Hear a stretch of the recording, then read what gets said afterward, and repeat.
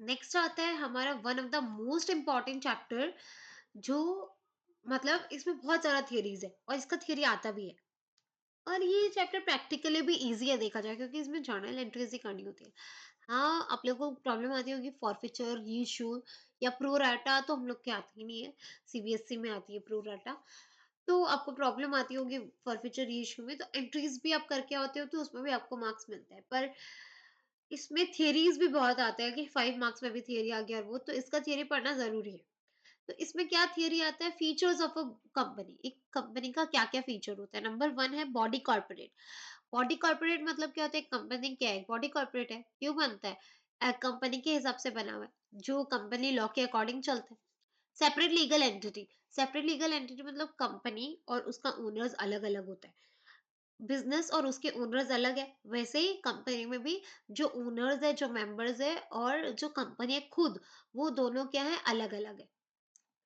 Next, limited liability. Partners का liability क्या था, अनलिमिटेड था, और इसमें क्या होता है, मेंबर्स की लायबिलिटी लिमिटेड होती है। उन्हें कितना पैसा देना पड़ता है, जितना का उन्होंने शेयर खरीदा है।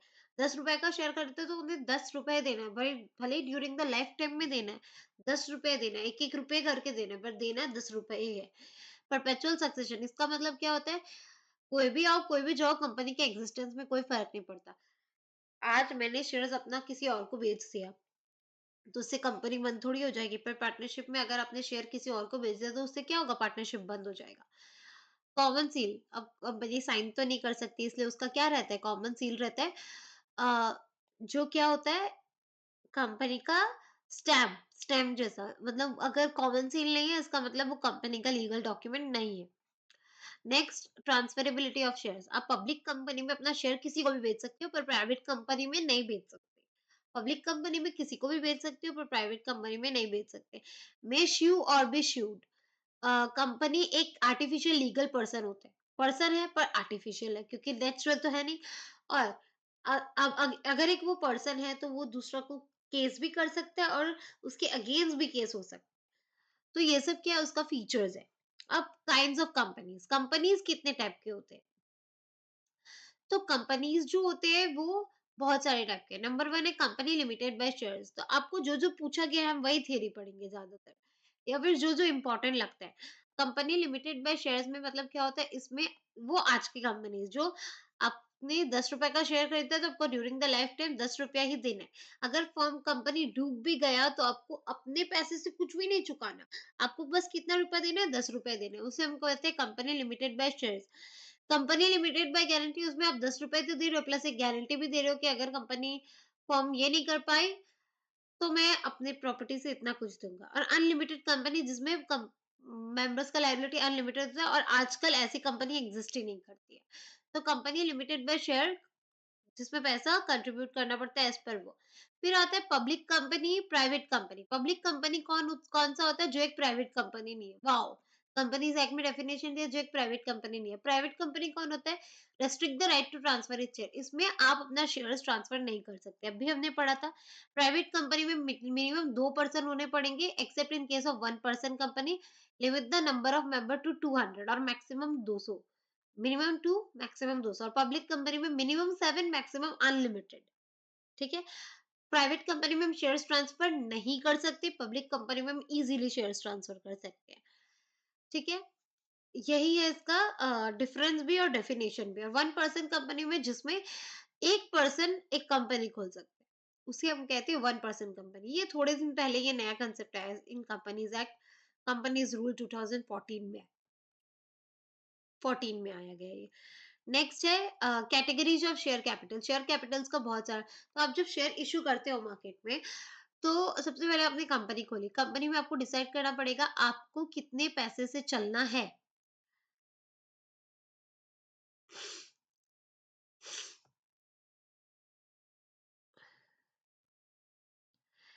तो ऑथराइज कैपिटल क्या होता है, ये अमाउंट ऑफ शेयर कैपिटल है which company is authorised bye to issue by its memorandum of association, cannot raise more than the amount of capital that is specified in the memorandum. It is called also nominal or registered capital.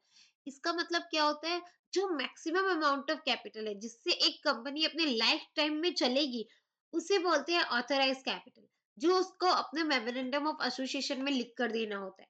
Maximum amount of capital उन लोग तभी decide करते हैं और उन्हें वो life time में use करना है। Company need not issue the entire authorised capital for public subscription at a time.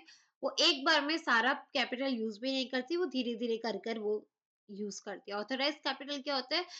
जो capital memorandum of association of the company में लिखा गया है कि ये मेरा मैक्सिमम अमाउंट ऑफ कैपिटल है जिससे कंपनी चलेगी। ये नॉमिनल, इसे नॉमिनल या फिर रजिस्टर्ड कैपिटल भी किया जाता है। एक बार में सारा ऑथराइज्ड अमाउंट यूज नहीं होता। नेक्स्ट आते हैं ऑथराइज का पार्ट इशूड। अब आप सब तो यूज नहीं करोगे, कुछ ही इशू करें। फॉर एग्जांपल आपका ऑथराइज कैपिटल है 10 करोड़। अब उसमें से आप बोलोगे मैं अभी 1 करोड़ ही पब्लिक को इशू करूंगा, 1 करोड़ का शेयर ही पब्लिक को इशू करूंगा। तो जितना भी आपने पब्लिक को इशू किया ताकि उन लोग शेयर्स खरीदे आपका, तो उसे हम कहते हैं issued capital, which is actually issued to the public for subscription, कि उन लोग वो खरीद सकते हैं। उसे कहते हैं हम इशूड कैपिटल। और जिसको इशू नहीं किया वो हो गया अनइशूड कैपिटल। नेक्स्ट है सब्सक्राइब। अब नेटफ्लिक्स तो सबके लिए ओपन है, पर सब सब्सक्रिप्शन लेते हैं क्या? नहीं ना। वैसे ही कंपनी का शेयर भी सबके लिए ओपन है, पर सब लोग तो नहीं लेते।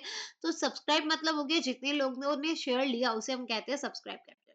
कॉल्ड अप, मानो आपने 10 रुपए का एक शेयर लिया, तो आपको आपसे कंपनी 10 रुपए एक बार में नहीं लेगी। आपसे एक बार लेगी 2 रुपए, एक बार लेगी 3 रुपए, एक बार लेगी 4 रुपए। आपने प्रैक्टिकल में किया होगा, एप्लीकेशन अलॉटमेंट कॉल मनी। तो जितना कॉल करती है कंपनी उसे हम कहते हैं कॉल्ड अप कैपिटल। उसके बाद आता है पेड अप कैपिटल। जरूरी नहीं ना मैंने कॉल किया, कंपनी ने कॉल किया और आपने दे दिया, तो बहुत बार नहीं भी देता है। तो जो दे देते हैं उसे हम कहते हैं paid up capital. Uncalled capital, जो पार्ट जिसको अभी तक हमने कॉल ही नहीं किया वो हो गया अनकॉल कैपिटल, रिजर्व कैपिटल। जो सब्सक्राइब कैपिटल होता है ना, जितने लोगों ने सब्सक्राइब किया तो पैसा मिला, पैसा क्या करते हैं उसी टाइम पे साइड करके रख देते हैं, ताकि इसे हम कंपनी जब बंद होगी, जब कंपनी वाइंड अप होगी तब हम यूज करेंगे, तो उसे हम कहते हैं रिजर्व कैपिटल। तो ये है पार्ट ऑफ क्या, शेयर कैपिटल। ये आपको एग्जाम में पूछा गया है, कभी ऑथोराइज पूछा गया है, कभी इशूड पूछा गया है, कभी सब्सक्राइब पूछा गया है एज अ शॉर्ट नोट। तो ये इंपॉर्टेंट है। अगर आपको समझ में नहीं आया तो आप रिवाइंड कर लीजिएगा। उसके बाद आता है टाइप्स ऑफ शेयर्स। तो कितना टाइप ऑफ शेयर्स होता है? 3 टाइप ऑफ शेयर्स होता है। ठीक है, हमारे बुक में दिया गया 3 टाइप ऑफ शेयर, इस बुक में दिया गया 2। एक होता है इक्विटी शेयर, एक होता है प्रेफरेंस शेयर और एक होता है स्वेट इक्विटी शेयर। तो अब हम समझते हैं प्रेफरेंस शेयर। इसका नाम ही क्या है? प्रेफरेंस। इसको क्या मिलता है? प्रेफरेंस मिलता है। किसमें? जब भी कंपनी डिविडेंड देगी तो पहले प्रेफरेंस शेयर होल्डर को देगी, उसके बाद ही इक्विटी वाले को देगी। वाह! इसलिए तो प्रेफरेंस नाम है। फिर और क्या चीज में प्रेफरेंस मिलता है? जब भी कंपनी बंद होगी तो पैसे तो लौटाने होंगे, तो पहले पैसा मिलेगा प्रेफरेंस वालों को, फिर ही मिलेगा इक्विटी वालों को। तो प्रेफरेंस का क्या है? That it carries a preferential right as to dividend and it carries a right as to repayment of capital on the winding up of the company. ठीक है, और इक्विटी क्या होगा? इक्विटी का डेफिनेशन है जो प्रेफरेंस नहीं होता है वही इक्विटी होता है। तो कंपनीज एक्ट में which is not a preference share is that is called और इक्विटी शेयर। इसमें उन्हें डिविडेंड भी बाद में मिलता है और वो भी बाद में मिलता है। क्या? रीपेमेंट ऑफ कैपिटल में बाद में मिला जाता है। और एक क्या आता है? Sweat equity share. Sweat equity share क्या होता है? स्वेट इक्विटी शेयर मतलब हो गया एम्प्लॉयज खून पसीना सब बहाते हैं। स्वेट मतलब पसीना। तो उसके लिए कंपनी क्या करती है? कंपनी का शेयर एम्प्लॉयज को देती है मार्केट रेट से कम में। फॉर एग्जाम्पल मार्केट में अगर 200 रुपए रेट चल रहा है तो कंपनी 150 में, 150 रुपए में एम्प्लॉयज को दे देगी। क्यों? क्योंकि कंपनी एम्प्लॉयज भी तो अपना खून पसीना एक करते हैं। तो वो जो प्रोवाइड कर रहे हैं, अपना नॉलेज दे रहे हैं कंपनी को, उसके बदले में कंपनी उन्हें मार्केट से कम रेट में क्या दे देती है? शेयर्स दे देती है। तो इसलिए उसे हम कहते हैं स्वेट इक्विटी शेयर। अब आता है इक्विटी और प्रेफरेंस शेयर में डिफरेंस है क्या? यस, ये भी आपको बहुत बार पूछा गया, इक्विटी और प्रेफरेंस शेयर में डिफरेंस है। क्या डिफरेंस है? अभी हमने पढ़ा, प्रेफरेंस वाला को डिविडेंड पहले मिलता है, इक्विटी वाला को बाद में मिलता है। प्रेफरेंस वाला को रिपेमेंट ऑफ कैपिटल पहले मिलता है, इक्विटी वाला को बाद में मिलता है। इक्विटी वाले क्या होते हैं? ओनर्स होते हैं। तो ओनर्स को मिलेगा वोटिंग राइट और प्रेफरेंस वालों को नहीं मिलेगा वोटिंग राइट। इक्विटी वाले ओनर्स है तो मैनेजमेंट में भी पार्ट कर सकते हैं इक्विटी वाले, और प्रेफरेंस वाले मैनेजमेंट में पार्ट नहीं कर सकते। फिर इक्विटी वालों का डिविडेंड का रेट फिक्स है। इक्विटी वालों को जब प्रॉफिट होगा तब कंपनी सोचेगी कि डिविडेंड देना है या नहीं देना है। पर प्रेफरेंस वालों को फिक्स रेट ऑफ डिविडेंड देना ही होगा। तो ये सब है difference between equity and preference share capital. और आता है आपका थियरी, इसमें नहीं है क्या? प्रेफरेंस शेयर का टाइप्स। अब टाइप्स ऑफ प्रेफरेंस शेयर क्या क्या होता है? सबसे पहला होता है क्यूमुलेटिव प्रेफरेंस शेयर। अगर आप एक क्यूमुलेटिव प्रेफरेंस शेयर खरीदते हो तो क्या होता है, आपको अगर इस साल डिविडेंड नहीं मिला तो नेक्स्ट ईयर आपको इस साल का भी मिल जाएगा और नेक्स्ट ईयर का भी, दोनों डिविडेंड आपको साथ में मिल जाएगा अगर आपने क्या खरीदा है, क्यूमुलेटिव प्रेफरेंस शेयर।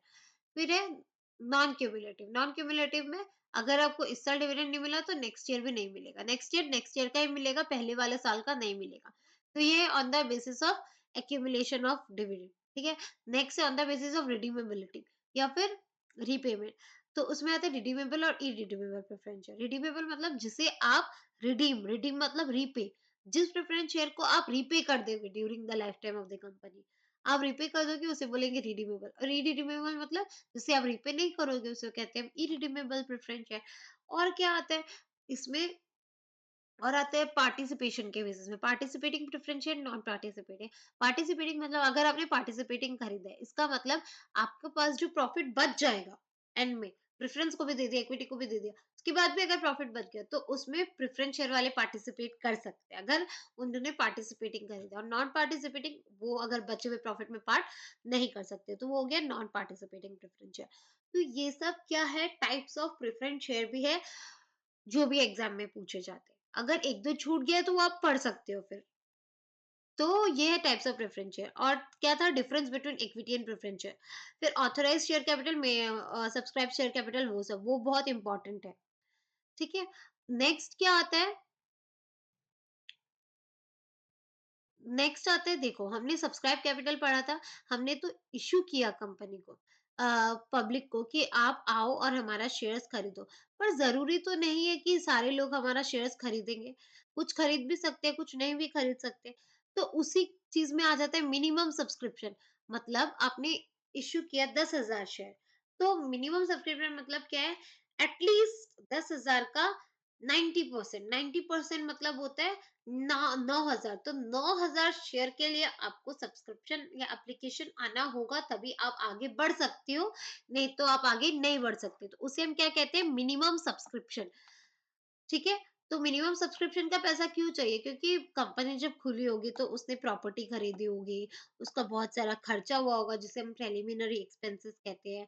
कोई पैसा ये सब के केस में रिटर्न करना होगा, वर्क के रोज चलने के लिए पैसा चाहिए, और एनी अदर एक्सपेंडिचर जो भी चाहिए होता है। तो कंपनी को ये सब खर्चे तो निकालने होंगे, उसके लिए उसे एटलीस्ट 90% ऑफ द अमाउंट तो चाहिए होगा। अगर नहीं मिलता है 90% ऑफ द अमाउंट, तो उसे सारे पैसे रिटर्न करने होंगे, और वो भी अगर उसने टाइम पे नहीं किया। 8 day, if a delay occurs beyond 8 days from the date of closure of subscription list, तो 15% करके इंटरेस्ट भी देना होगा। तो ये है मिनिमम सब्सक्रिप्शन का पार्ट, इसके ऊपर भी आपको शॉर्ट नोट लिखने दिया जाता है। नेक्स्ट आता है, नेक्स्ट इसमें क्या है, इसमें तो अकाउंटिंग ट्रीटमेंट है। सब्सक्रिप्शन में ही अगर नेक्स्ट पार्ट आता है ओवर सब्सक्रिप्शन, अंडर सब्सक्रिप्शन और फुल सब्सक्रिप्शन। सब्सक्राइब किया, अभी आपने पढ़ा मिनिमम कि मिनिमम 9,000 आना पड़ेगा, तो वो हो गया मिनिमम सब्सक्रिप्शन। अब ओवर अंडर और वो क्या होता है, वो केस है जैसे कि आपने 10,000 शेयर इश्यू किया था, आपको एप्लीकेशन मिला 12,000 के लिए, तो आपका शेयर है ओवर सब्सक्राइब, उसे कहते हैं ओवर सब्सक्रिप्शन। फिर आता है अंडर सब्सक्रिप्शन, आपने 10,000 शेयर दिया, 10,000 के बदले 9,000 के लिए आए, तो वो है अंडर सब्सक्रिप्शन। और फुल 10,000 के लिए 10,000 ही आए, तो उसे हम कहते हैं फुल सब्सक्रिप्शन। तो ये भी क्वेश्चन पूछा गया है कि ओवर सब्सक्रिप्शन का क्या क्या वो है। तो under subscription, sorry over subscription नहीं, सब्सक्रिप्शन का क्या क्या वो है, तो उसमें क्या-क्या आता है, ओवर सब्सक्रिप्शन, अंडर सब्सक्रिप्शन और फुल सब्सक्रिप्शन, ठीक है। और भी थियरी बनता है इसका, शुरू में इसका थियरी छूट गया पर क्योंकि इसमें नहीं है इस बुक में अवेलेबल। तो उसमें क्या था, बुक्स, स्टैटिस्टिकल बुक्स है, स्टैट्यूटरी बुक्स है। कंपनी दो तरीका का बुक मेंटेन करती है, एक होता है स्टैट्यूटरी बुक्स, एक होता है स्टैटिस्टिकल बुक। तो स्टैट्यूटरी बुक्स क्या होती है, स्टैट्यूटरी बुक्स में बहुत सारा बुक्स आता है, जैसे register of share holder, share holder जितने हैं उनका register, register of debenture holder, register of any other security holder, ये तीन हो गए। वापस से रजिस्टर की जगह इंडेक्स ले दो, index of share holder, index of debenture holder, index of any other security holder. ऐसे आपका 6 स्टैट्यूटरी बुक्स आपको याद हो गए। तो ये स्टैट्यूटरी बुक्स एग्जाम में आए हुए हैं। रजिस्टर ऑफ क्या है, share holder, debenture holder, any other security holder, register, index, index of shareholder, debenture holder, any other security holder। तो 6 बुक हो गए। वैसे स्टैटिस्टिकल बुक है, उसमें एप्लीकेशन, अलॉटमेंट ये सब के बारे में लिखना पड़ता है। अब share application book, share allotment book, share call book, agenda book, dividend book, directors की अटेंडेंस बुक, ये सब बुक्स स्टैटिस्टिकल बुक्स में आते हैं। तो ये भी आपको पूछा गया है, इसलिए मैंने आपको ये रिवाइज करा दिया, तो आपको ये पढ़कर जाना है। उसके बाद मेन थियरी पार्ट में यही है, over subscription, under subscription, minimum subscription, difference between equity and preference share, और ये सब। नेक्स्ट एक बोनस शेयर भी मतलब बायबैक भी आता है। बायबैक मतलब जब कंपनी अपने ही शेयर्स खुद वापस से खरीद लेती है, तो हम उसे कहते हैं बायबैक ऑफ शेयर। कंपनी जब खुद का ही शेयर वापस खरीद ले, तो उसे हम क्या कहते हैं, बायबैक ऑफ शेयर। ठीक है, तो ये हो गया बायबैक। कंपनी ऐसा क्यों करती है? जब कंपनी को क्या होती है, शेयर्स की जरूरत होती है, कंपनी को मार्केट से शेयर्स कम करना है, तो कंपनी क्या करती है, खुद का शेयर वापस खरीद लेती है। फिर आता है इसमें फॉरफीचर ऑफ शेयर्स।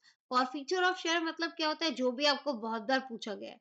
फॉरफीचर हो गया, मानो आप क्या करते हो, उधर आपको कॉल किया, आपको बोला पैसे देने के लिए, पर आपने पैसा नहीं दिया, ठीक है?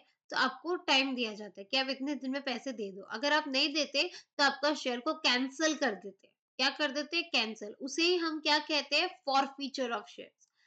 क्या कहते हैं उसे? Forfeiture of shares. तो cancellation of shares is called what? Forfeiture of shares. अब फॉरफीचर ऑफ शेयर में भी बहुत कुछ आता है। Procedure of forfeiture. फॉरफीचर का स्टेप्स क्या होता है? सबसे पहले हमें नोटिस भेजना होता है, ठीक है? इश्यू ऑफ नोटिस किसी, जिस शेयर होल्डर ने पैसे नहीं दिए।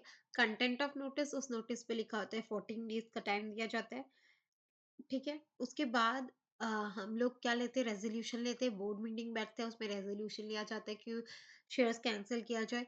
फिर रेजोल्यूशन लेने के बाद वही चीज नोटिस भेजा जाता है। किसे भेजा जाता है? शेयर होल्डर को, कि आपका शेयर कैंसिल हो गया, ठीक है?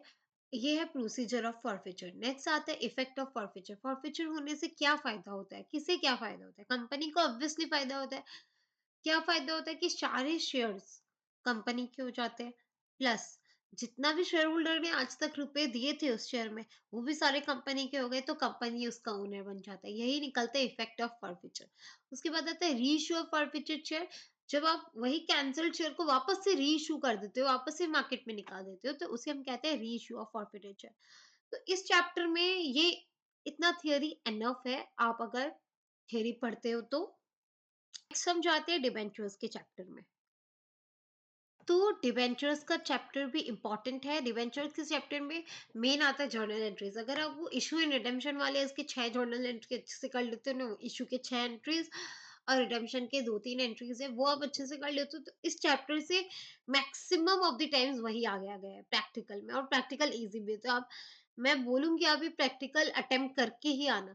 और इसका थियरी भी आता है। अगर आप प्रैक्टिकल नहीं सकते तो थियरी भी बहुत इजी है इसका। इसमें पूछा जाता है डिबेंचर। डिबेंचर क्या होता है? डिबेंचर एक एक्नॉलेजमेंट है। किस चीज का एक्नॉलेजमेंट है? डेट का। डिबेंचर एक डेट होता है जिसमें हमें पैसे को लौटाना है आफ्टर अ स्पेसिफाइड पीरियड, या फिर इंस्टॉलमेंट्स में लौटाना है, और साथ साथ इंटरेस्ट भी देना है, जो इंटरेस्ट हम हाफ ईयरली या फिर ईयरली देते हैं, ठीक है? अब डिवेंचर्स का नेक्स्ट क्या दिया हुआ है? डिवेंचर्स का फीचर्स आता है। फीचर्स भी आपके एग्जाम में आता है कि एक रिटन एक्नॉलेजमेंट ऑफ दैट होता है। इसका इंटरेस्ट रेट प्री स्पेसिफाइड होता है। ये जीरो मतलब ये कन्वर्टेबल भी हो सकता है, पार्टली कन्वर्टेबल भी हो सकता है, फुल्ली कन्वर्टेबल भी हो सकता है। इसमें रेट ऑफ इंटरेस्ट फिक्स्ड होता है। फिर हम और भी डिबेंचर्स इशू करते हैं, जिसे कहते हैं जीरो कूपन बॉन्ड। और भी अलग-अलग टाइप की डिबेंचर्स होते हैं, ये सब फीचर्स में आ जाएँगे। फिर नेक्स्ट आपको दिया गया शेयर्स और डिबेंचर का डिफरेंस। आप डब्बा बनाकर ही लिखेगा शेयर्स और डिबेंचर का डिफरेंस। एकदम ईज़ी है। ओनरशिप, शेयर होल्डर वाले ओनर होते हैं, डिबेंचर वाले ओनर नहीं होते। रिटर्न, शेयर में जो रिटर्न मिलता है उसे कहते हैं डिविडेंड। डिबेंचर में जो रिटर्न मिलता है उसे कहते हैं इंटरेस्ट। रीपेमेंट, शेयर वाले को जनरली रीपे नहीं करना होता, डिबेंचर को तो आफ्टर स्पेसिफाइड टाइम रीपे करना होता है। वोटिंग राइट, ओनर है शेयर होल्डर, तो वोटिंग राइट भी मिलेगा शेयर होल्डर को, डिवेंचर होल्डर को नहीं मिलेगा। वैसे शेयर होल्डर और डिवेंचर होल्डर भी आते हैं, तो सेम ही डिफरेंस निकलता है। सिक्योरिटी मतलब, आप डिवेंचर तो एक टाइप का लोन हो गया, और लोन लेने से हमें एक सिक्योरिटी देनी होती है कि अगर हम लोन का पैसा नहीं चुका पाए, तो ये सिक्योरिटी मेरा रख लेना, गोल्ड रख लेना या फिर कुछ भी रख लेना। तो वो डिबेंचर में देना होता है जो शेयर में नहीं देना होता है। कन्वर्टेबिलिटी, शेयर्स को हम कन्वर्ट नहीं कर सकते पर डिबेंचर को हम कन्वर्ट कर सकते हैं इनटू प्रेफरेंस शेयर और इक्विटी शेयर। तो ये सब है difference between share and debenture जो बहुत बार आया एग्जाम में। नेक्स्ट है टाइप्स ऑफ डिवेंचर, ये भी बहुत बार आ चुका है एग्जाम में। क्या है? From the point of view of security, secured debenture और अनसिक्योर्ड डिवेंचर। सिक्योर्ड डिवेंचर मतलब क्या होता है? जिसमें एक सिक्योरिटी दी जाती है कि अगर हम आपको पैसे नहीं लौटा पाए तो मेरा गोल्ड ले जाएगा, मेरा एसेट ले जाएगा। अनसिक्योर्ड में ऐसा कोई सिक्योरिटी नहीं होता कि गोल्ड ले जाएगा या एसेट ले जाएगा। On the basis of tenure, tenure के बेसिस में रिडीमेबल और इरिडीमेबल। जिस डिवेंचर को आप life with in the life time पे कर देते हो, उसे कहते हैं रीपे कर देते हो। पैसा लिया हुआ है, 5 साल बाद 10 साल बाद आपने रीपे कर दिया, तो हो गया रिडीमेबल। और इरिडीमेबल जिससे आप रीपे नहीं करते, वाइंडिंग अप के टाइम पे आप रीपे करते हो या फिर एक लॉन्ग पीरियड जाने के बाद आप रीपे करते हो, जैसे 20 साल 30 साल, उसे लॉन्ग पीरियड कहा जाता है। तो वो हो गया irredeemable debenture. From the point of view of convertibility, convertible और नॉन कन्वर्टेबल, जिस डिबेंचर्स को आप कन्वर्ट कर सकते हो इनटू इक्विटी और प्रेफरेंस शेयर उसे कहते हैं क्या? कन्वर्टेबल। उसमें भी पार्टली हो सकते हैं, पार्टली मतलब आधा आप कन्वर्ट कर सकते हो और आधा नहीं, और फुल्ली मतलब जिसे आप कन्वर्ट कर सकते हो, नॉन मतलब जिसे आप कन्वर्ट नहीं कर सकते, उसे कहते हैं non. From coupon rate point of view, specific coupon rate, zero coupon rate. Specific coupon rate मतलब हो गया जिसमें रेट ऑफ इंटरेस्ट पहले से स्पेसिफाइड होता है कि आपको इतना रेट ऑफ इंटरेस्ट मिलेगा। और जीरो कूपन रेट, इसमें रेट ऑफ इंटरेस्ट नहीं लिखा रहता, उसे हम कहते हैं जीरो कूपन रेट। फिर ऑन द बेसिस आपको और एक नहीं दिया गया है इसमें, पर विविधम की बुक में और एक है। अच्छा, from the point of view of registration भी है, रजिस्टर्ड और बेयरर। रजिस्टर्ड मतलब अगर आप रजिस्टर्ड डिबेंचर लेती हो तो आपका नाम बुक्स में आ जाता है। तो अगर आपको पैसे वापस चाहिए तो आपको ही जाना होगा पैसा वापस लेने के लिए, ठीक है? और बेरर डिबेंचर मतलब इसमें आपका नाम बुक्स में नहीं लिखा जाता, जो डिबेंचर लेकर जाएगा उस दिन उसे वो पैसा मिल जाएगा, ठीक है? Which can be transferred by way of delivery, और इसमें कोई रिकॉर्ड नहीं रखा जाता, जो वो ले दिखाएगा उसे वो पैसा मिल जाएगा। और एक आता है आप लोग की बुक में on the basis of priority, उसमें आता है फर्स्ट मॉर्गेज और second mortgage debenture. First mortgage हो गया जिसमें प्रेफरेंस पहले दिया जाता है, और सेकंड मॉर्गेज हो गया जिसमें बाद में दिया जाता है, ठीक है? तो ये हो गया और एक टाइप ऑफ डिबेंचर। तो ये सब है बहुत सारे टाइप्स ऑफ डिबेंचर। फिर इसका एक और मेन थियरी आता है methods of repayment of debenture, कितने तरीका से हम रीपे कर सकते हैं डिबेंचर्स का। तो उसमें मेनली 4 तरीका आता है। एक आता है लमसम अमाउंट, लमसम मतलब एक बार में सारे डिबेंचर्स का पैसा दे दो, तो उसे हम कहते हैं बाय लमसम मेथड। नंबर 2 आता है इंस्टॉलमेंट, आप 5 लाख की इवेंचुअली आपको उसे 5 साल में रिटर्न करोगे, हर साल 1-1 लाख, तो वो हो गया इंस्टॉलमेंट्स। एग्जाम्पल दे दो, उसमें 5 लाख एक बार में आप 5 साल बाद रिपे करोगे, तो वो हो गया लमसम। नंबर 3 में क्या आता है?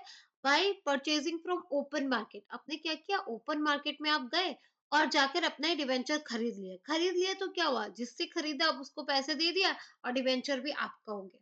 तो ये भी हो गया एक रीपेमेंट का तरीका। और आता है by converting it into equity share, तो आप अगर कन्वर्ट ही कर दोगे इक्विटी शेयर में या फिर प्रेफरेंस शेयर में, जरूरी नहीं इक्विटी, तब भी क्या हो जाएगा, डिबेंचर रीपे हो जाएगा। तो ये 4 modes of repayment of debenture है, ठीक है? और मतलब इसमें ये मेन थियरी है जो आपको अच्छे से देखना है। तो इससे हमारा डिबेंचर पार्ट भी खत्म होता है। उसके बाद हमारा नेक्स्ट चैप्टर है फाइनेंशियल स्टेटमेंट्स। फाइनेंशियल स्टेटमेंट्स ज़रूरी है कंपनी के, और उसमें सबसे ज़्यादा ज़रूरी है बैलेंस शीट को याद करना। अगर आपने बैलेंस शीट उसमें याद कर ली तो उस चैप्टर का बैलेंस शीट बहुत बार आया हुआ है, ठीक है? और उसमें थियरी चैप्टर है वो, उसमें advantages of financial statement, limitations, users of financial statement, वो सब बहुत ज़रूरी है। क्यों? क्योंकि ये चीज़ हमने 11 में भी पढ़ा है और वापस से आपका 12 में रिपीट है। तो हम चैप्टर वो शुरू करते हैं। आते हैं फाइनेंशियल स्टेटमेंट्स। फाइनेंशियल स्टेटमेंट मतलब क्या हो गया, जो आप trading account, profit and loss account, balance sheet बनाते हैं उसी तो हम फाइनेंशियल स्टेटमेंट्स कहते हैं। तो ये हमें क्या बताता है, फाइनेंशियल स्टेटमेंट हमें बताता है trading, profit and loss and PL, जिससे क्या पता चलता है, profit and loss of the company और कैश फ्लो स्टेटमेंट, ठीक है? फिर आपको पूछा जाता है एलिमेंट्स ऑफ फाइनेंशियल स्टेटमेंट्स कितने होते हैं इन केस ऑफ कंपनी, तो क्या क्या होते हैं? प्रॉफिट एंड लॉस अकाउंट, जिसे हम इनकम स्टेटमेंट भी बोलते हैं, ये आपके फिल इन द ब्लैंक में आता है। बैलेंस शीट, जिसे हम पोजीशन स्टेटमेंट भी कहते हैं। फिर आता है कैश फ्लो स्टेटमेंट। नेक्स्ट 3 हो गया, 4 आता है statement of changes in equity, statement of changes in equity, और एक आता है नोट्स टू अकाउंट्स, जो भी नोट्स बनते हैं अकाउंट्स का। तो ये क्या है, एलिमेंट्स ऑफ फाइनेंशियल स्टेटमेंट्स। फिर है नेचर ऑफ फाइनेंशियल स्टेटमेंट। कैसा नेचर होता है फाइनेंशियल स्टेटमेंट का? रिकॉर्डेड। ऑब्वियसली आप तो इसे सब में रिकॉर्ड ही करते हो, तो सारे इसमें रिकॉर्डेड फैक्ट्स आते हैं, जिसे हम हिस्टोरिकल कॉस्ट में रिकॉर्ड करते हैं। जितना भी खरीदा उतना ही लिखा जाता है, उसका जो प्राइस बढ़ रहा है घट रहा है उसमें हम नहीं रिकॉर्ड करते।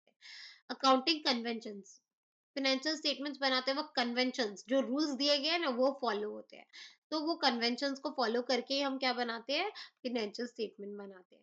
पोस्टुलेट सेम ही है, जैसे कन्वेंशंस है वैसे बहुत सारे पोस्टुलेट्स भी है, वो पोस्टुलेट्स को फॉलो करके क्या बना जाता है, फाइनेंशियल स्टेटमेंट्स बना जाता है। नेक्स्ट है पर्सनल जजमेंट। पर फाइनेंशियल स्टेटमेंट में पर्सनल जजमेंट रहता है। जैसे डेप्रिसिएशन का 2 मेथड होता है, या तो आप स्ट्रेट लाइन यूज़ करो या आप डिविनिशिंग यूज़ करो। अब अकाउंटेंट के ऊपर है, जो मेथड वो यूज़ करेगा उससे रिजल्ट डिफर करेगा। तो इसमें आ गया उसका जजमेंट, तो ये किसके ऊपर बेस्ड होता है, पर्सनल जजमेंट के ऊपर बेस्ड होता है। तो ये हो गया उसका नेचर।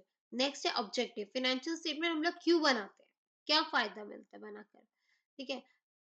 बिजनेस का इंफॉर्मेशन देना, to provide information about economic resources. Economic resources मतलब हो गया एसेट्स एंड ऑब्लिगेशंस, ऑब्लिगेशन मतलब हो गया लायबिलिटीज।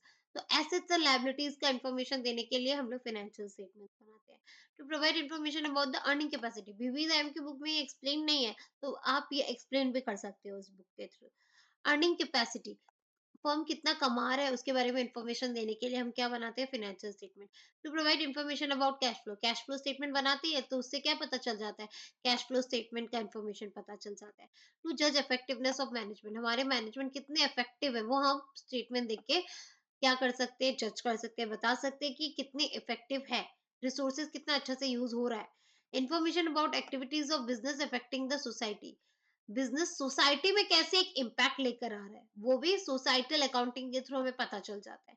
डिस्क्लोजिंग अकाउंटिंग पॉलिसी, और क्या होता है अकाउंटिंग पॉलिसी, फर्म क्या फॉलो करती है नहीं करती है, क्या क्या कंसेप्ट फॉलो किया नहीं किया, वो एक बेटर वे में फाइनेंशियल स्टेटमेंट्स ही दे सकता है। तो ये सब क्या है, ऑब्जेक्टिव्स ऑफ फाइनेंशियल स्टेटमेंट। फिर है टाइप्स ऑफ फाइनेंशियल स्टेटमेंट, जो एलिमेंट्स हमने पढ़े थे। जो भी कंपनी होते हैं उसे फाइनेंशियल स्टेटमेंट बनाना होता है। तो ये तो रट लो आप, बैलेंस शीट आपको मेजर हेडिंग्स पूछा जाता है, ऊपर का बैलेंस शीट एज एट, ये जैसे लिखा हुआ है वैसे लिखना, particulars, note numbers, figures at the end of current year, current year मतलब current reporting period, previous reporting period. फिर मेन हेडिंग इसका होता है इक्विटी एंड लायबिलिटीज। फिर आता है इक्विटीज एंड लायबिलिटीज के बाद आता है share application, money pending, allotment, non current liabilities और करंट लायबिलिटीज। और एसेट्स में इसका क्या आता है, एसेट्स में इसका मेन हेडिंग है नॉन करंट एसेट्स और फिर करंट एसेट्स। फिर आपको आपको इसमें क्या पूछा जाता है, कंपनी के बैलेंस शीट और फर्म के बैलेंस शीट में डिफरेंस बताओ। तो कंपनी का बैलेंस शीट और फर्म का बैलेंस शीट तो डिफरेंट ही है। कंपनी का बैलेंस शीट में क्या आता है, कंपनी का बैलेंस शीट को ऑडिट करवाना होता है, पर पार्टनरशिप फर्म का बैलेंस शीट को ऑडिट करवाना नहीं होता है। कंपनी के बैलेंस शीट में 2 कॉलम आते हैं अमाउंट के, करंट रिपोर्टिंग पीरियड और प्रीवियस रिपोर्टिंग पीरियड का, पर पार्टनरशिप के बैलेंस शीट में ऐसा नहीं आता। कंपनी का बैलेंस शीट का प्रॉपर फॉर्मेट हम पढ़ लिए हैं, उसमें हम वो हमें दिया गया है कंपनीज एक्ट में। पर पार्टनरशिप का बैलेंस शीट का ऐसा कोई फॉर्मेट नहीं है। कंपनी का बैलेंस शीट में मार्शलिंग फॉलो होना पड़ेगा, मतलब अरेंजमेंट होना पड़ेगा एसेट्स एंड लायबिलिटीज का।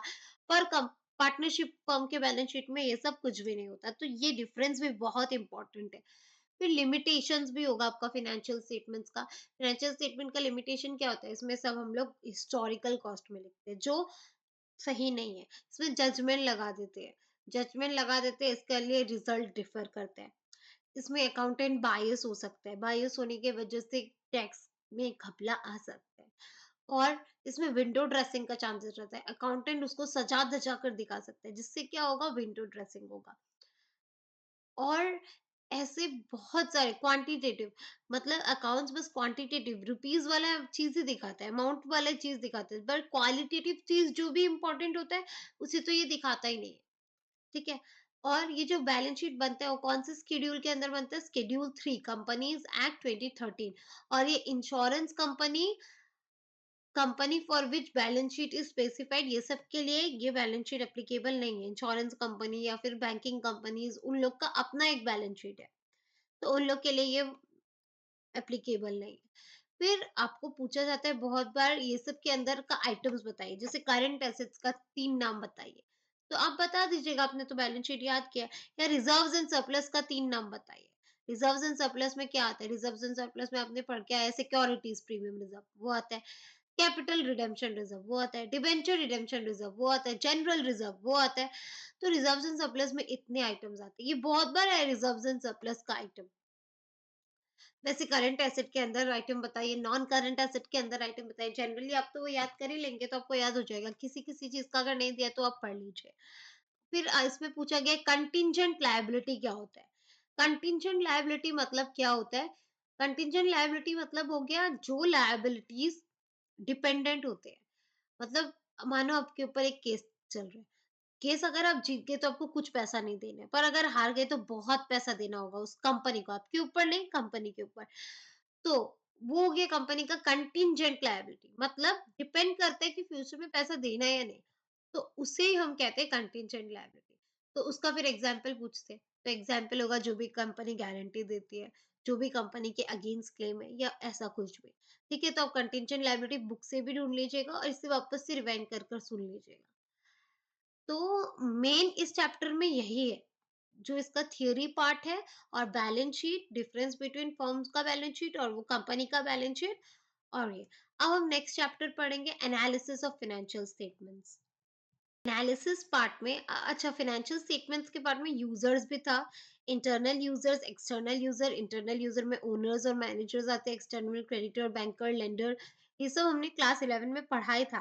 तो अब एक बार पढ़ लोगे तो आपका रिवाइज हो जाएगा वो। एनालिसिस ऑफ फाइनेंशियल स्टेटमेंट में इसमें common size statement, comparative statement बनाने आता है। तो जनरली क्या होता है, कभी जब 2 साल का फिगर दे दिया ना क्वेश्चन में, तो वो क्वेश्चन क्या हो जाता है, होता बहुत इजी है पर हो जाता है लंबा। लेंदी होने के कारण आपका पेपर छूट सकता है। इसीलिए मैं सजेस्ट करती हूँ कि इसकी और का थ्योरी लिख कर आइए। इसलिए इसका थ्योरी पार्ट अच्छे से भर कर जाइए। फाइनेंशियल स्टेटमेंट एनालिसिस मतलब होता है जो भी फाइनेंशियल स्टेटमेंट्स है उसको एनालाइज करना, डीप ब्रेक डाउन करके समझना कि उस स्टेटमेंट्स में क्या है। उसी जैसे कि उसको हम लोग बहुत तरीके से करते हैं। उसका टूल्स 5 होता है: comparative, common size, trend analysis, ratio और कैश फ्लो। ये comparative, common size, trend analysis इसी चैप्टर में कवर्ड है। और ratio and cash flow statement का अलग एक चैप्टर है। तो उसमें इसमें आपका मेन क्वेश्चन क्या है? इसमें है कि कंपैरेटिव स्टेटमेंट क्या होता है और उसका रोल क्या है? कंपैरेटिव स्टेटमेंट मतलब क्या होता है? जिसमें हम कंपेयर करते हैं इस साल का स्टेटमेंट विथ अदर ईयर्स, मतलब पहले के ईयर्स से। उसको कंपेयर करके निकालते हैं कि कंपनी कितना ग्रो हुआ है या कंपनी कितना गिरा है। तो उसे हम कहते हैं कंपैरेटिव स्टेटमेंट। और कंपैरेटिव स्टेटमेंट में कंपैरेटिव इनकम स्टेटमेंट भी बनाया जाता है और कंपैरेटिव बैलेंस शीट भी बनाया जाता है। वैसे ही हम बनाते हैं common size statement. Common size statement में क्या होता है? कॉमन साइज स्टेटमेंट में हम एक चीज को कॉमन ले लेते हैं, जैसे कि profit and loss. Income statement के केस में हम सेल्स को कॉमन ले लेते हैं या रेवेन्यू को कॉमन ले लेते हैं, और बैलेंस शीट के केस में टोटल अमाउंट को हम कॉमन ले लेते हैं, और उसके उसके बेस में हम देखते हैं कि कितना चेंजेस आया। फाइनेंशियल एनालिसिस का इंपॉर्टेंस क्या है, ये हमारे लिए क्यों इंपॉर्टेंट होता है? क्योंकि ये हमें लिक्विडिटी एनालाइज करने में हेल्प करता है कि फर्म के पास कितना कैश अवेलेबल है या कितना कैश अवेलेबल नहीं है। अगर क्रेडिटर आपको उधार देगा तो आपका क्या एनालाइज करेगा? लिक्विडिटी, कि आप कैश दे पाओगे या नहीं पाओगे। प्रॉफिटेबिलिटी, फर्म कितना प्रॉफिट अर्न कर रहा है। अगर आप एक कंपनी में इन्वेस्ट करने जाओगे तो आप उसका क्या चेक करोगे? प्रॉफिट। तो ये एनालिसिस करके प्रॉफिटेबिलिटी जाना जा सकता है। नेक्स्ट, सॉल्वेंसी, फर्म का लॉन्ग टर्म रीपेइंग कैपेसिटी कितना है। अगर फर्म कोई बैंक से लोन लिया तो उसे रीपे कर पाएगा कि नहीं, उसको एनालाइज करना। ये सारी चीज को एनालाइज करना ही फाइनेंशियल स्टेटमेंट एनालिसिस का मेन ऑब्जेक्टिव है। तो इस चैप्टर से यही मेन क्वेश्चंस बनते हैं। नेक्स्ट है रेशियो एनालिसिस। रेशियो एनालिसिस बहुत ही इंपॉर्टेंट चैप्टर है और इसका सम्स इतना इजी आता है और इसके सम को करने में ज्यादा टाइम भी नहीं लगता है। तो रेशियो एनालिसिस का सम्स ही अटेम्प्ट करना चाहिए। पर फिर भी अगर कोई रेशियो अलग आ गया, आपका पढ़ा हुआ नहीं आया, तो उसके केस में हमें इसका थियरी भी अच्छे से पढ़ के जाना चाहिए। तो इसका थियरी में क्या है, मेन है इसका थ्योरी में ज़्यादातर आता है limitations and objectives of ratio analysis. Ratio क्या होता है? हम रेशियो एनालिसिस क्यों करते हैं? ताकि हम जान पाए किस एरिया में ज़्यादा अटेंशन चाहिए, किस एरिया को इम्प्रूव करना है। डीपर एनालिसिस कर सके प्रॉफिटेबिलिटी, लिक्विडिटी, सॉल्वेंसी के ऊपर। क्रॉस सेक्शनल एनालिसिस कर सके, अलग-अलग कंपनीज का क्रॉस सेक्शनल एनालिसिस कर पाए और इंफॉर्मेशन जो भी हमें फाइनेंशियल स्टेटमेंट से मिलता है, उसको लेकर हम फ्यूचर का एस्टिमेट कर पाए। इसलिए रेशियो एनालिसिस किया जाता है। तो इसका एडवांटेजेस क्या है? ये ऑब्जेक्टिव एफिशिएंसी ऑफ डिसीजन, आपका डिसीजन कितना अच्छा है। ये आपका रेशियो जो होता है कॉम्प्लेक्स फिगर को सिंप्लीफाई कर देता है, कंपेयर करने में हेल्प करता है, प्रॉब्लम एरियाज आइडेंटिफाई करने में हेल्प करता है, आपका स्ट्रेंथ, वीकनेस, अपॉर्चुनिटी, थ्रेट्स, ये सब आइडेंटिफाई करने में हेल्प करता है रेशियो। पर इसका लिमिटेशन क्या है? Limitations of accounting data. अगर आपका अकाउंट्स ही गलत है तो आपका रेशियो भी गलत ही आएगा। तो वो उसका एक लिमिटेशन बन जाता है। Ignore ignore price level changes, क्योंकि अकाउंट्स ही प्राइस लेवल को कंसीडर नहीं करता तो रेशियो कैसे कंसीडर करेगा? क्योंकि अकाउंट्स में सारे हिस्टोरिकल कॉस्ट में लिखे जाते हैं तो रेशियो में भी प्राइस में जो चेंजेस आ रहे हैं उसे कंसीडर नहीं किया जाता। इग्नोर क्वालिटेटिव, सब अकाउंट्स का लिमिटेशन है। अकाउंटेंसी में ओनली क्वांटिटेटिव चीज को कंसीडर किया जाता है, पर क्वालिटेटिव चीज जो इंपॉर्टेंट हो सकते हैं उसे अकाउंटेंसी क्या कर देता है? इग्नोर कर देता है। Variation in accounting practices, accounting practices में वेरिएशंस आते हैं। कोई अलग पॉलिसी फॉलो करता है, कोई फर्म अलग पॉलिसी फॉलो करता है, उसकी वजह से रेशियोज में भी क्या आता है? वेरिएशन आता है। फोरकास्टिंग, ये सब लिमिटेशंस की वजह से हम रेशियोज को फोरकास्टिंग के लिए यूज नहीं कर सकते। फिर रेशियो का टाइप्स आता है। रेशियो बहुत टाइप्स के होते हैं, पर इसमें डिवाइड किया गया है profitability ratio, solvency ratio, liquidity ratio, turnover ratios, जिसमें आपके एग्जाम में ज्यादातर पूछे गए करंट रेशियो, क्विक रेशियो और स्टॉक टर्नओवर रेशियो। तो इस चैप्टर से इतना ही थ्योरी बनता है। ये थ्योरीज आपको अच्छे से पढ़कर जाना है। नेक्स्ट लास्ट आता है कैश फ्लो स्टेटमेंट। तो कैश फ्लो स्टेटमेंट का सम ज्यादातर को हार्ड लगता है, इसलिए इसका थ्योरी पढ़कर जाना बहुत इंपॉर्टेंट है। कैश फ्लो स्टेटमेंट क्या होता है? कैश फ्लो स्टेटमेंट एक ऐसा स्टेटमेंट है जिसमें cash inflows and cash outflows को रिकॉर्ड किया जाता है।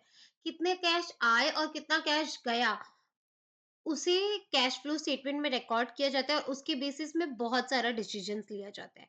कैश फ्लो स्टेटमेंट क्यों बनाता है? इसका ऑब्जेक्टिव्स क्या-क्या है? इसका ऑब्जेक्टिव्स पूछो, इसका बेनिफिट्स पूछो, ऑलमोस्ट सबका एक ही आंसर है। क्यों बनाया जाता है cash flow statement? Cash flow statement को अगर हम दूसरे स्टेटमेंट के साथ यूज़ करें तो हमें क्या पता चल सकता है? हमें पता चल सकता है कि कितना कैश फ्लो आया, किस टाइम पे आया और फर्म को उसे कैसे फर्म ने उसे यूज़ किया। कैश फ्लो स्टेटमेंट एक एंटरप्राइज का एबिलिटी बताता है कि वो कैश कैसे यूज करता है, उसके पास जितना भी कैश अवेलेबल है उसे वो कैसे यूज करता है और सारे यूजर्स को उससे क्या बेनिफिट देता है। कैश फ्लो स्टेटमेंट के बेसिस में हम कंपेयर कर सकते हैं अपना स्टेटमेंट विद अदर स्टेटमेंट, दूसरों का स्टेटमेंट्स के साथ, और जान सकते हैं हम लोग का कैश पोजीशन क्या है। Balancing cash inflow and cash outflow को बैलेंस करने में भी कैश फ्लो स्टेटमेंट बहुत हेल्पफुल है। नेक्स्ट आता है cash and cash equivalent. Cash and cash equivalent मतलब क्या होता है? कैश फ्लो स्टेटमेंट में ओनली कैश इन हैंड को ही कंसीडर नहीं किया जाता है, कैश के साथ-साथ कैश इक्विवेलेंट्स को भी कंसीडर किया जाता है। कैश इक्विवेलेंट में क्या आते हैं? Cash in hand, demand deposits with bank, bank के साथ जो भी डिमांड डिपॉजिट है, जब हम बैंक से डिमांड करें हमको ये पे पैसा मिल जाएगा। And short term marketable security, short term marketable security मतलब शेयर, अगर आप शेयर अभी बेचो तो आपको अभी पैसा मिल जाएगा। वैसा जो भी मार्केटेबल सिक्योरिटीज होता है वो भी किस में आता है? कैश इक्विवेलेंट में, जिसे आप रेडिली कैश पे कन्वर्ट कर सकते हो। Next cash flow. Cash flow तीन टाइप के एक्टिविटीज से होता है एक बिजनेस में। What are the sources of cash flow अगर आपको पूछे तो तीन एक्टिविटीज है: ऑपरेटिंग एक्टिविटीज, इन्वेस्टिंग एक्टिविटीज और फाइनेंसिंग एक्टिविटीज। ऑपरेटिंग एक्टिविटीज मतलब क्या होता है? जो रोज का एक्टिविटीज से आपको पैसे आते हैं या आपका रोज का एक्टिविटी में पैसा जाता है उसे हम कहते हैं ऑपरेटिंग एक्टिविटी। जैसे कि गुड्स आप रोज सेल करते हो तो उससे इनफ्लो हो रहा है। अगर आपका काम है बैंक का तो आपको रोज आपको इंटरेस्ट मिलता है तो वो आपका ऑपरेटिंग एक्टिविटी है। अगर आपका काम है ब्रोकर का तो आपको कमीशन मिलता है तो आपका ऑपरेटिंग एक्टिविटी है। और आउटफ्लो क्या होता है? अगर आप सप्लायर्स को पैसे देते हो, अगर आप एम्प्लॉयज को पैसे देते हो, इंश्योरेंस में प्रीमियम भरते हो, तो ये सब क्या हो गया आपका आउटफ्लो फ्रॉम ऑपरेटिंग एक्टिविटी। तो इसका एग्जांपल्स जानना है। नेक्स्ट आता है इन्वेस्टिंग एक्टिविटी। इन्वेस्टिंग एक्टिविटी में क्या है, आप कहाँ-कहाँ इन्वेस्ट करते हो और उससे आपको कितना पैसा आ रहा है, तो उसे हम कहते हैं इन्वेस्टिंग एक्टिविटी। जैसे कि आपने फिक्स एसेट बेच दिया, तो आपको पैसा मिला। फिक्स एसेट तो आप रोज़ नहीं बेचते, कभी-कभी बेचते हो। कोई लोन आपने किसी को दिया था, तो वो लोन आपको मिल गया, तो वो आपका हो गया इनफ्लो फ्रॉम इन्वेस्टिंग एक्टिविटी, आपने इन्वेस्ट किया था लोन देकर। वैसे ही अगर आपने किसी को लोन और एडवांसेस दिए, उसमें अगर आपको कोई इंटरेस्ट मिल रहा है, आपको डिविडेंड मिल रहा है, आपने कहीं पैसा लगाया, उसमें आपको डिविडेंड मिल रहा है, तो वो सारा इनफ्लो फ्रॉम इन्वेस्टिंग एक्टिविटी। और आउटफ्लो, अगर आपने कोई इन्वेस्टमेंट किया, तो आपने पैसा लगाया, आपने कोई फिक्स एसेट खरीदा, आपने किसी को लोन दिया, तो उसमें आपका पैसा आउटफ्लो हुआ। नेक्स्ट है फाइनेंसिंग एक्टिविटीज़। फाइनेंसिंग एक्टिविटीज़ में आता है वापस फाइनेंसिंग, मतलब हो गया किसी से लोन लेना, वो हो गया फाइनेंसिंग एक्टिविटी। किसी को लोन देना, वो हो गया इन्वेस्टिंग एक्टिविटी। और किसी से अगर आप लोन लेते हो, जैसे कि कंपनी शेयर इश्यू करती है, शेयर इश्यू करके उसे क्या मिलता है, लोन मिलता है। डिबेंचर इश्यू करके उसे क्या मिलता है, पैसा मिलता है। तो वो हो गया cash flow from in financing activities. तो वो सारे एक्टिविटीज आते हैं फाइनेंसिंग में। तो नेक्स्ट पूछा जाता है ऑपरेटिंग एक्टिविटी का डायरेक्ट मेथड। हालांकि वो सिलेबस में नहीं है, पर फिर भी बहुत बार डायरेक्ट मेथड पूछा जाता है। डायरेक्ट मेथड में कुछ नहीं, उसमें जितने भी कैश मिल रहे हैं आपको अलग अलग ट्रांजैक्शन से, cash receipt minus cash payments, जितना भी आप कैश पे कर रहे हो, वो आपको प्लस माइनस करना है। बहुत बार कुछ कुछ इंफॉर्मेशन नहीं दिया हुआ रहता है, तो वो आपको कैलकुलेट करके निकालना पड़ता है। वही चीज डायरेक्ट मेथड में लिखना है, पर प्रैक्टिकली अगर करने दिया जाएगा, तो आपको ऑपरेटिंग ही करने दिया जाएगा, और वो भी बहुत इजी होगा।